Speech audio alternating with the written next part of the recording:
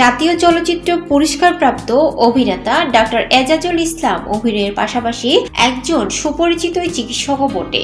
অনেকে তাকে গরিবের ডাক্তার হিসেবেও ডাকে, কারণ তিনি আর্থিকভাবে অসচ্ছল মানুষদের চিকিৎসা সেবা দিয়ে থাকেন। তবে সম্প্রতি তার এই মহান পেশায় ভিন্ন এক উদ্যোগ নিয়েছেন।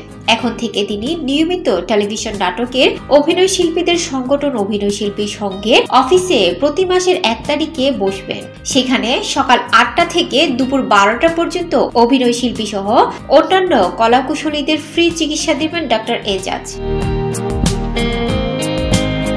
মঙ্গলবার সকালে সহশিল্পীদের সেবা দেওয়ার বিষয়টি ডক্টর এজাজ নিশ্চিত করেছেন। তিনি এই প্রসঙ্গে বলেন, আসলে প্রায় শুটিং সেটে দেখি কেউ না কেউ অসুস্থ হয়ে থাকেন। আমি যখন শুটিং এ থাকি তখন তাদের পরামর্শ দিতে পারি, কিন্তু পরে তো আর পারি না। এজন্য আমার খুবই মন খারাপ হয়।